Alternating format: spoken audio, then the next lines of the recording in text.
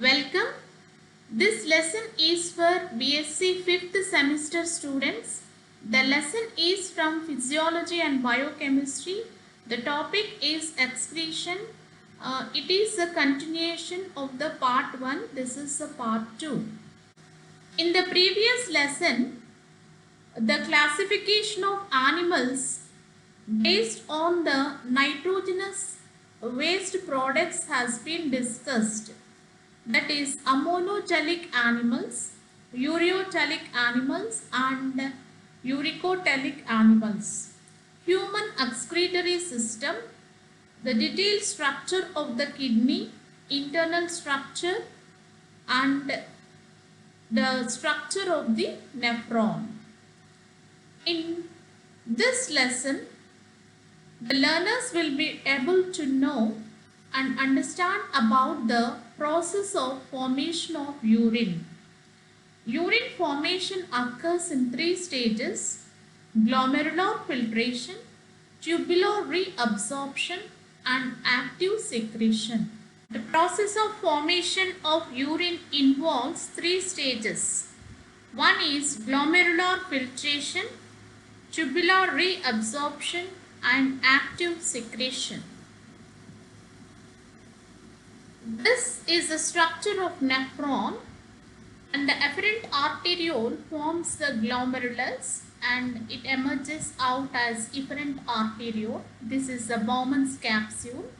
So the first stage takes place here, that is the glomerular filtration. It occurs from the glomerular capillaries into the space of the Bowman's capsule.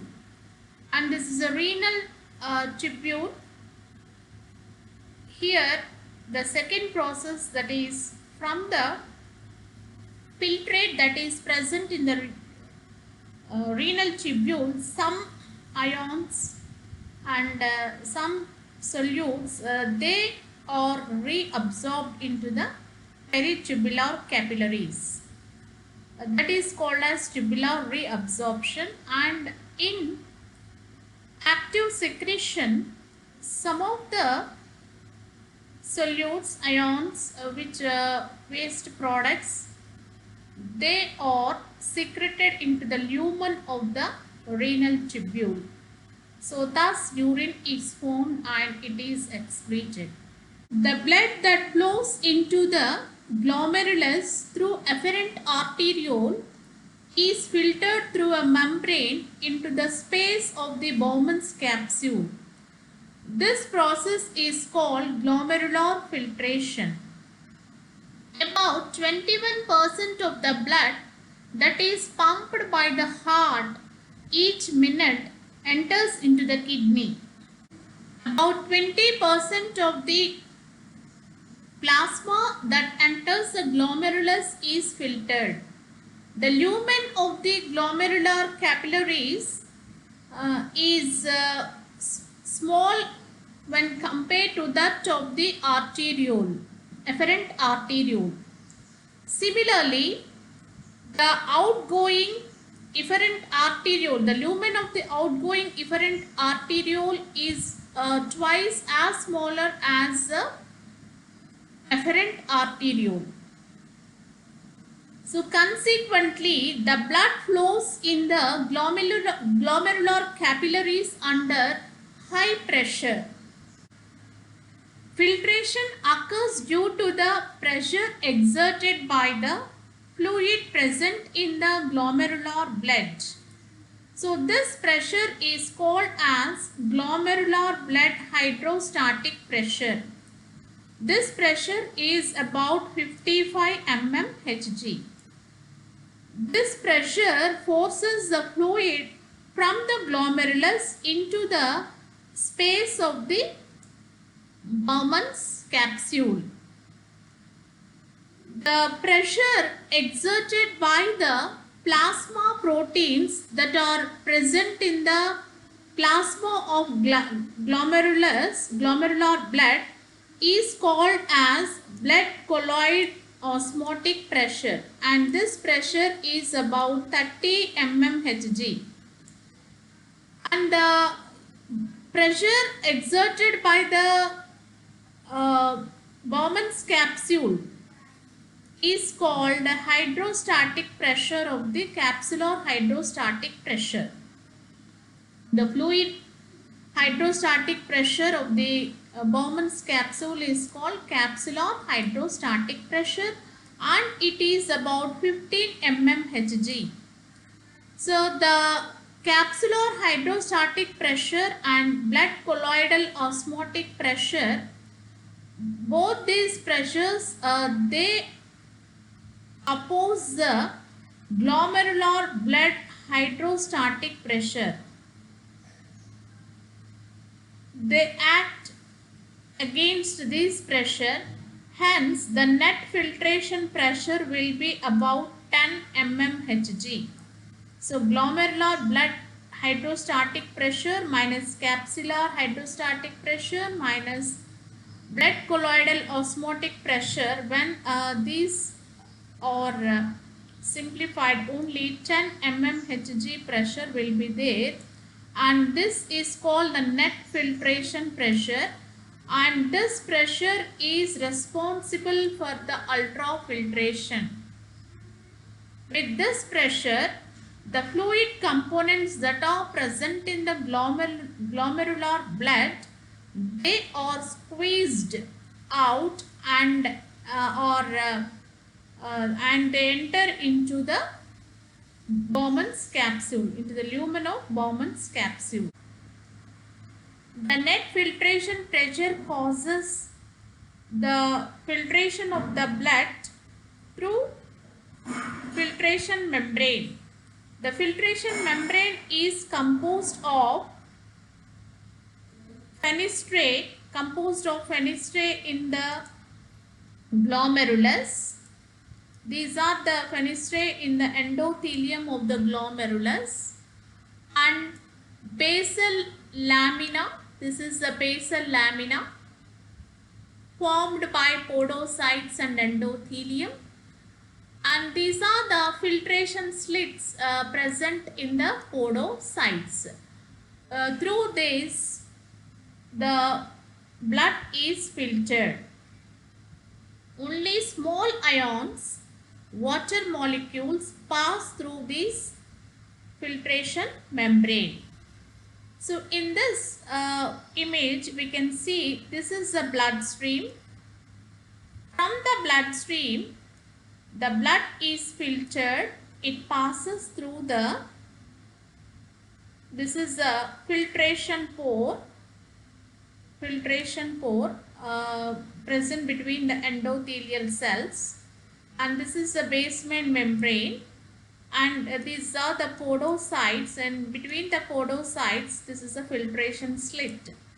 So the filtration occurs through this membrane, and only small molecules will pass through this membrane, and large molecules are prevented from passage from bloodstream to the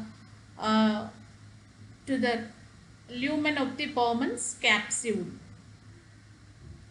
So the filtrate that is similar to that of the plasma of the blood. The filtrate is similar to that of the plasma of the blood, except that it does not contain plasma proteins. So this filtration is not selective filtration, hence it consists of many useful products like water, electrolytes, glucose, amino acids, fatty acids, vitamins, and nitrogenous waste like urea, uric acid, and creatinine. So large molecules are prevented from passage from blood to Bowman's capsule. Those include the blood cells, plasma, proteins, large anions, protein-bound minerals, and some hormones which are greater than 8 nm in diameter. These are prevented from passage. So the filtrate that is formed from the blood, it is called as primary filtrate or nephric filtrate, or it is also called as primary urine. The amount of filtrate formed by the kidneys per minute is called glomerular filtration rate. In a healthy person, the glomerular filtration rate is about 125 ml per minute, and that is 180 liters per day. Both the kidneys filter about 180 liters of fluid per day into the nephric tubule. But the amount of urine that is passed from the individual is only about 1.5 liters.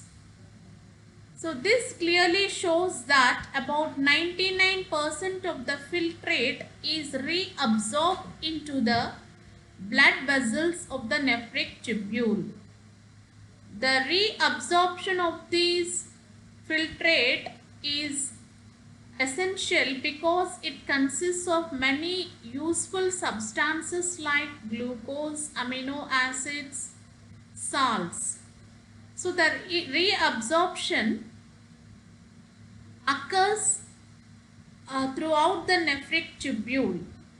The reabsorption maintains the homeostasis of the body fluids.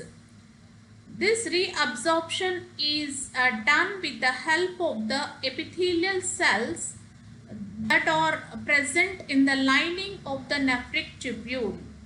The epithelial lining consists of some carrier proteins called transporters and channel proteins.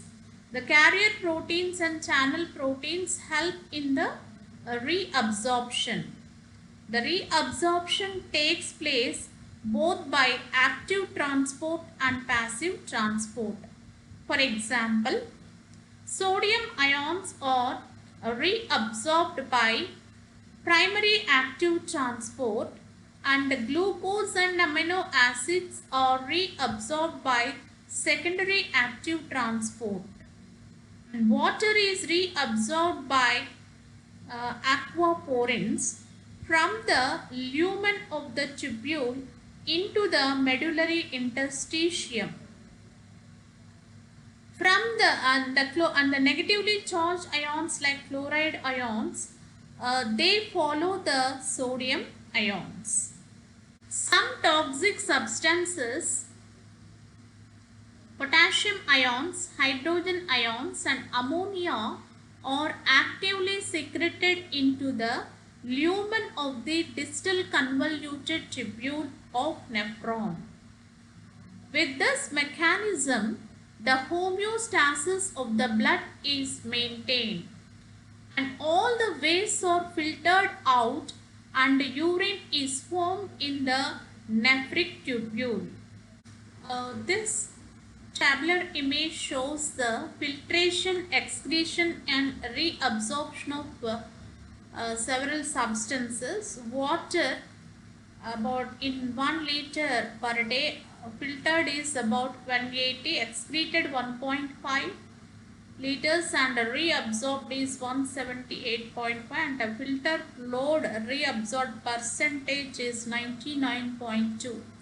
Likewise, the sodium ion, potassium ions, calcium ions, bicarbonate, fluoride and glucose and urea is given in the table. Now let us see about urine excretion. The urine that is formed as a result of three processes, that is glomerular filtration, tubular reabsorption and active secretion. It enters from the distal convoluted tubule into the collecting tubule, from there into the collecting duct. From the collecting duct, the urine passes into the ducts of Bellini of the renal pyramids. From there, the urine enters into the renal pelvis. From the pelvis, the urine passes into the ureters, and from ureters into the urinary bladder. So the passage of urine from the ureters, from the kidneys through ureters, is assisted with the help of gravity and urethral peristalsis. The reverse flow of urine from urinary bladder into ureters is prevented by the wall-like structure that is formed by the oblique entering of the ureters into the urinary bladder. And then the urinary bladder, it acts as a temporary storage organ of urine. The process of release of urine from the urinary bladder is called micturition. This is done by simultaneous contraction of urinary bladder and relaxation of bladder sphincter and urethral sphincter. The urine is released from the bladder only when a voluntary signal is reached from the central nervous system. The signal starts with the stretching of the urinary bladder and its filling with urine. The stretch receptors present on the wall of the urinary bladder send sensory signals to the central nervous system that the bladder is full, and the brain in turn sends motor signals to initiate the contraction of the smooth muscles of the bladder and relaxation of the urethral sphincter. And with this, the urine is released out. The neural mechanism that causes micturition is called micturition reflex. An average adult excretes about 1 to 1.8 liters of urine per day, in which 25 to 30 grams of urea is excreted out. And now let's see the characteristics of urine and its components. Urine is pale yellow in color.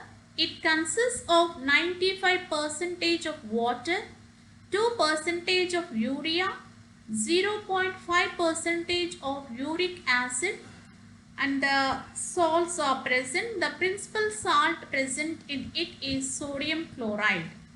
So this table shows the concentration of some components in plasma, filtrate and urine. In the plasma, this is given in milli equivalents per mole.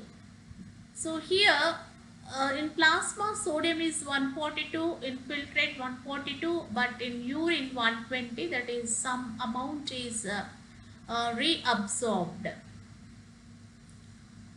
And in here the percentage of this mg, the concentration in milligrams per 100 ml is given. Glucose 0% is there in urine. In plasma 100, filtrate 100, in urine 0.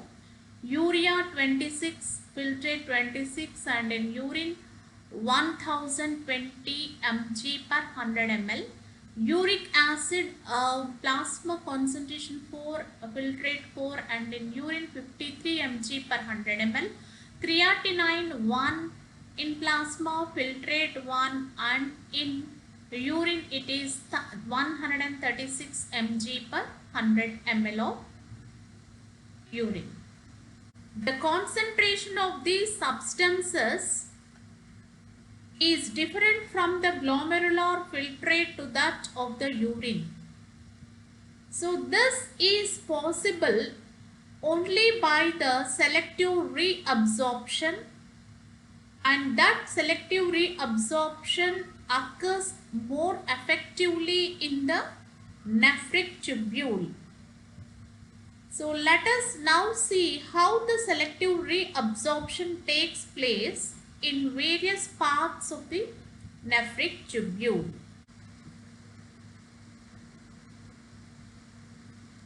Now let us see how reabsorption takes place in proximal convoluted tubule.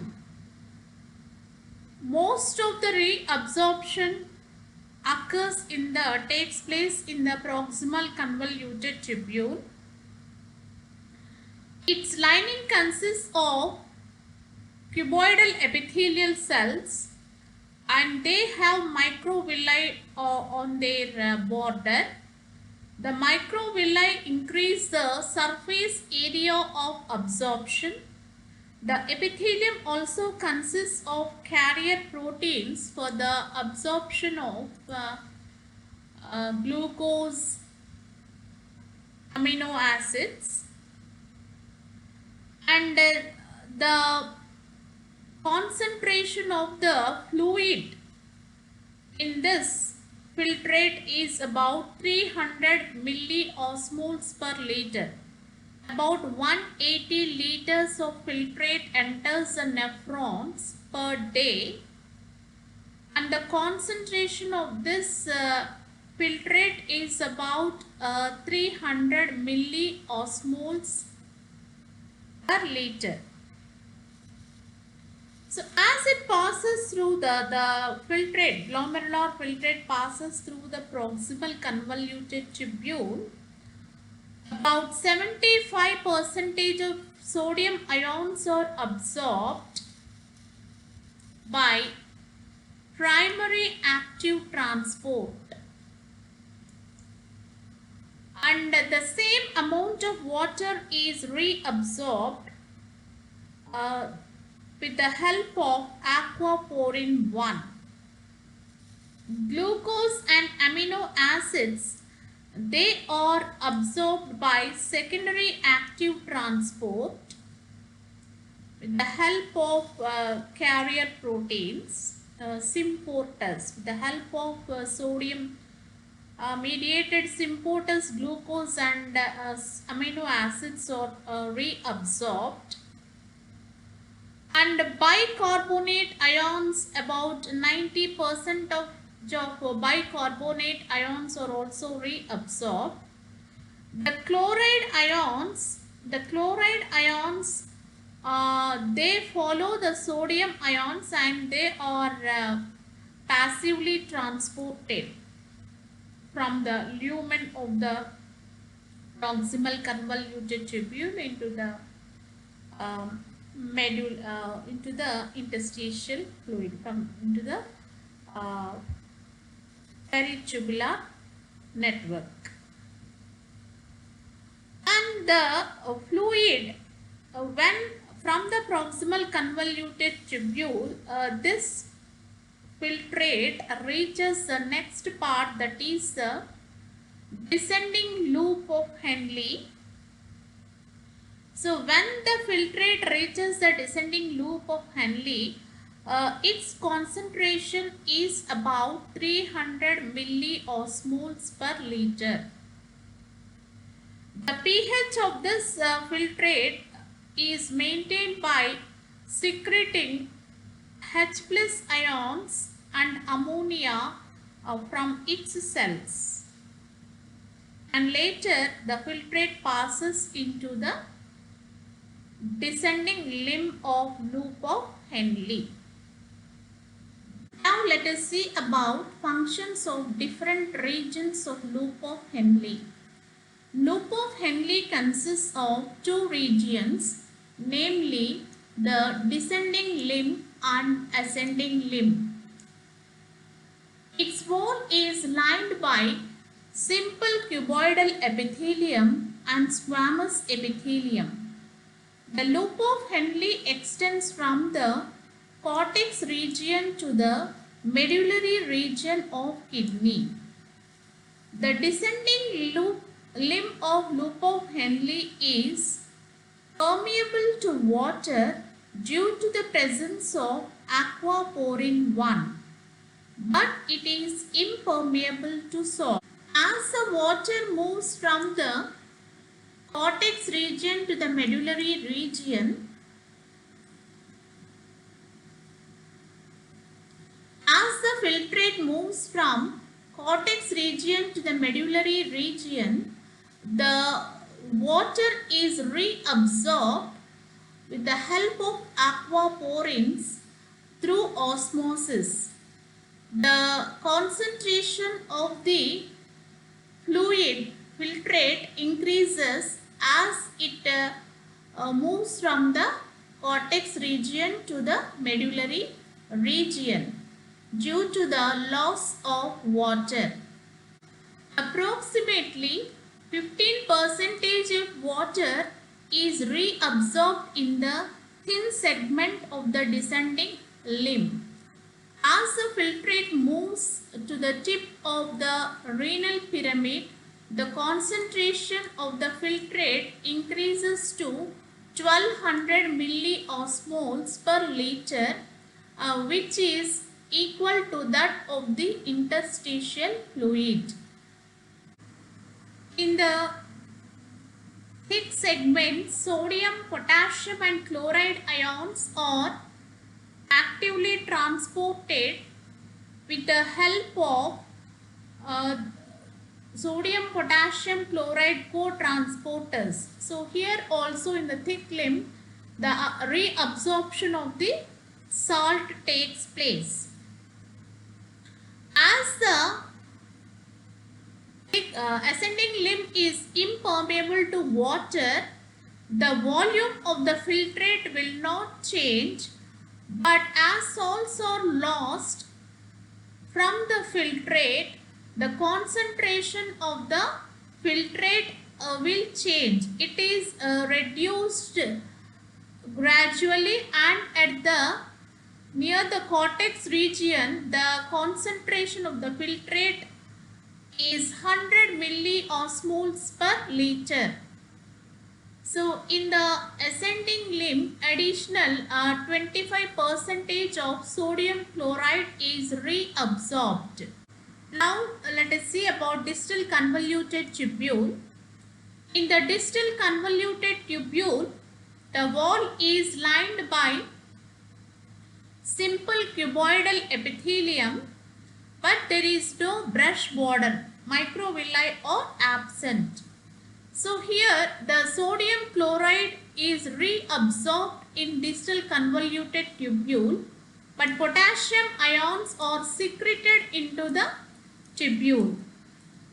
As in the proximal convoluted tubule, distal convoluted tubule also maintains its pH by the secretion of H+ ions and ammonium ions into the tubule, and diffusing out the bicarbonate ions into the interstitial fluid. It maintains the pH.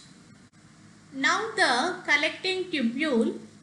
The smaller collecting tubules, they are lined by columnar epithelium and cuboidal epithelium. The collecting tubule is permeable to water, but it is impermeable to salt. The aquaporins are present. Aquaporin 2 is present here, and with the help of this aquaporins, under the regulation of antidiuretic hormone, water reabsorption takes place in collecting tubules.